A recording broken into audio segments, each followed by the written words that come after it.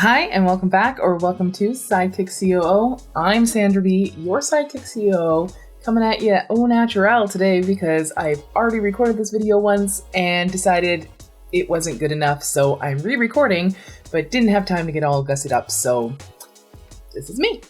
Hey, anyways, today we're going to be talking about just having fun with ChatGPT. So in particular, I'm not going to get into a lot of things because I've been having a lot of fun with this tool, I can tell you what. Been using it to create some really bad copy, using it to create some really bad course outlines, but have also been able to create some pretty decent course outlines and some pretty decent copy with it. So if you play around with it enough, you get to learn how to engineer a really good prompt, you can actually get a lot out of ChatGPT. So don't let everybody, all the naysayers that are telling you that it's worthless, useless, not worth your time. It is very much worth your time. Now, is it the answer to your prayers? Is it the thing where you can just type in a few words and get out a course that you can then sell for, $4,000? No. Well, yes, if you don't care about quality and are okay with doing that, because people have done it. I don't think that you can do that, and I wouldn't recommend doing that. But what you can do is you can find different AI tools and use them within your business to make things go faster. So a tool that we just found is called Merlin, and all it is a Chrome extension that you can install in your Chrome browser. And there's a free plan for it, but you can get the next plan up for $20, so not that expensive. And what it lets you do is highlight any text on your screen and say, write a reply to this. And it is so handy because often I'll get really long form responses from people that I read through, and sometimes it's hard for me to get started. What's the most important thing for me to respond to here?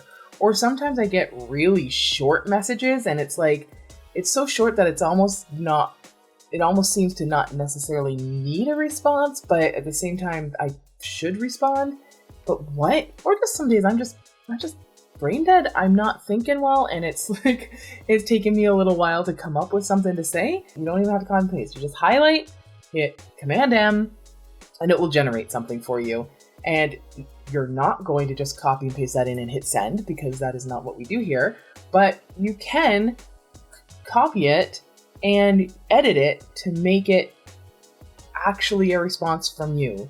And it just helps when you're struggling with your words, when you're struggling to figure out what to say or what to highlight from their message or whatnot. It will generate a really good starting point for you that you can then expand on, edit, make your own. Super smart. So that one, I'll make sure that Kayla puts a link to it in the description down below. But the thing that I've been playing a lot with recently is ChatGPT. And what I've been using it the most for is kind of just research, just seeing what it can pull. Now, it doesn't have anything that's newer than September 2021. So all of the data is old, but it can still be super useful to get a starting point for your research and see where you can get started. A lot of things that you might be looking for don't change that much over the years. So if you're looking for a good project management tool, if you're trying to figure out what school to send your kid to, if you're trying to figure out what's the best exercise to get rid of your tummy or whatever it is, a lot of those things, the advice doesn't change too much year over year. So you can certainly use the tool to look that information up. Now, the thing that I found difficult is trying to determine what to actually type in order to get the information that I really want. So there's a lot of different places that you can find prompts. There's Promptly and Flow GBT, I think it was called. GPT, I think I say that wrong every time. And PromptBase. So I was recently on PromptBase. I found a prompt that will help you generate prompts, which is freaking neat. So if you're trying to figure out what to say in a prompt to get the best results, there's a prompt that you can use to help you generate prompts. Now, the problem I had, it basically just said, hey, ChatGPT, act as a prompt engineer and follow these guidelines and create a prompt for me. Here's what I want the prompt to be about. And then you'd have to fill in the blank. And that blank is always what I struggle with, because it's always something like you have to cover a lot of information in order to really get the most out of it. If I'm looking for exercises to strengthen my core, for instance, I could just put that in. But what if I want exercises that target a specific area of my core? Maybe you might be looking for a new project management tool. You want to try and find the one that's going to be the most suitable for you and your business, but how do you know what information that you need to put in there to get it to give you that result? So I wasn't really super happy with the original prompt. It was really good. You can use it exactly as is and it works really well. But for me, I need something different. So I created a prompt that I think is pretty darn good. And I'm just going to go over it quickly with you here so you can see what it is. Don't worry, Caleb will put all of the, he will put the actual prompt template in the description below, but I'm just going to show you what the prompt was, what it does, and the results that it gave. So this here is my original prompt. I'm not going to read it out, and Caleb will put the text below. But basically, it's just telling ChatGPT to act like a prompt engineer, an expert prompt generator, and it's going to create the perfect custom prompt for me. And the only variable that is put in here is this part here. So it's like, you will engineer the perfect custom prompt for me to, and then you enter this here, just like super brief. Basically, what are you trying to do with this prompt? And then ask me a series of questions. It's going to use my answers from each question to inform the next question. And then once it thinks it has enough information, it's just going to spit out the prompt that it thinks I should use. So I put this in to ChatGPT using GPT-4 and then hit enter and it spit this out. So it asks me, all right, great. What industry are you in? What's your primary functions or services you provide? So I'm just like, all right, I'm going to pretend I'm a virtual assistant and here's what I do for my clients. It says, thanks. What size is your team, including any freelancers or contractors? Well, I'm just going to say that I'm just me right now. And then it's like, great. And what features do you prioritize in a project management tool? And then I love that it gives me the example, because sometimes it's like, all right, what are all the features? So it's like, yeah, I need all of these. I need time tracking, task management. And then, so I said, yep, I need all of those. And I especially need the budgeting features because I want to be able to do all this stuff. And it's like, great, thanks for the details. Do you have any specific requirements regarding integrations with other tools? Again, it gives you examples, so that's super handy. Yeah, maybe, I'd love it to integrate with my email, maybe even with my calendar. And what I really love about ChatGPT is that you can just answer in that kind of natural response. You don't actually have to really think hard about the words you're saying. You really can just say, well, yeah, I guess I want it to be able to do this and maybe this. And it will basically understand what you're saying. So that's awesome. And then it says, all right, so here's the prompt I think you should use. And it creates this big prompt for me.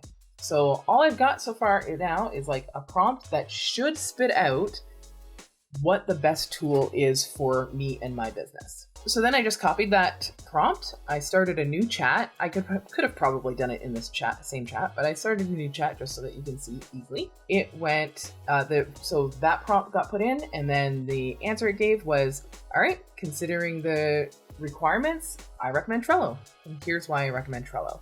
Now, what I like about it is it does go through all of the features that it thinks that, or that you basically said that you needed, and it gives you an understanding of whether it has that or not. Budgeting was my main thing that I wanted, and it says it doesn't have native budgeting features, but it can be integrated with third-party budgeting tools like EverHour or TimeCamp, which can help track hours spent on a project and assess profitability. So it took into consideration the fact that I really wanted that, even though this tool doesn't have it natively.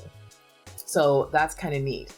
But the reasoning behind it picking this is picking Trello is because Trello offers a free plan with limited features. However, for additional features like power-ups, it might be upgraded to a paid plan. But basically, it figured because I am a one-person business that I want to keep costs low. So it's giving me something that has as many of the features that I want in it without it breaking my budget. And then it gives me like a brief overview of like, here are some other things if you want to take a look at a few others. So basically all of the other ones, Asana, Monday.com, Basecamp, all of that stuff are things that it seems to believe would be good for me. But it says that Trello's visual approach and flexibility make it the most suitable choice for a one-person business like yours. So it really highlighted that one-person business. And it says other tools may offer more advanced features, but they often come with higher costs and maybe more complex than your needs. So it really did focus in on the fact that I'm a one-person business, therefore I don't need all the complexity, but I can still get what I need with integrating with other tools. So that was super, super handy because I can say like, oh, this is the tool for me. Okay, great. And why does it think it's the tool for me? This is why. All right, fantastic. Now, I wanted to kind of see what it would do if I said, okay, well, I really want the budgeting feature and not that price is no object, but like give it a budget. So I did it again. And in this one here, and you can see that it's the exact same prompt. Basically, I just added, I'm willing to spend up to $50 a month to get the features I most want. And what I love is that when I did this, and actually, I'm going to try it just on the other chat. So this was the original response it gave me. I'm just going to say, I am willing to do it. I just want to see if it's going to give me the same thing. So here it's giving me ClickUp. And this is how ChatGPT is different, right? So here it's telling me ClickUp because whatever reason, but something about the way I phrased it here, it's telling me I would recommend Toggle Plan. Now that's really cool because Toggle Plan is one I didn't know existed. I had heard of Toggle before for time tracking. I did not know they had a project management tool. Tell me I don't have to play with that now. So then now I have all the information about this Toggle Plan, which is really neat because I'd never heard of it before. And it tells me exactly why it thinks that this would be the best choice for me. And again, at the bottom, it tells me, compared to other popular tools like Asana, Monday.com, and ClickUp, Toggle Plan offers a competitive set of features at an affordable price point. So it remembered that, I'm still a one-person show. And it says it's specifically tailored to freelancers and small businesses. While some other tools may offer more advanced features or customization, Toggle Plan's simplicity and focus on essential project management capabilities make it the ideal choice for your one-person business. So I think that is really kind of telling, the fact that when I put just that one piece of information in with the original prompt, it took everything into consideration. But when I just added that little bit at the end of this prompt, it's supposed to take in everything. But I think sometimes it might lose the plot because it obviously doesn't remember that I'm a one-person show. And ClickUp, yeah, super powerful. And yes, I can get it for under $50 a month. But for a one-person show to have to deal with ClickUp and like you have to build it out all on your own, you have to understand like how exactly you want it to work, and you have to basically create how you're going to use it. It's a lot to do for one person. So as you're getting busier and busier, it's going to be hard to maintain. Then you have to have somebody in your business with you who can actually maintain that for you.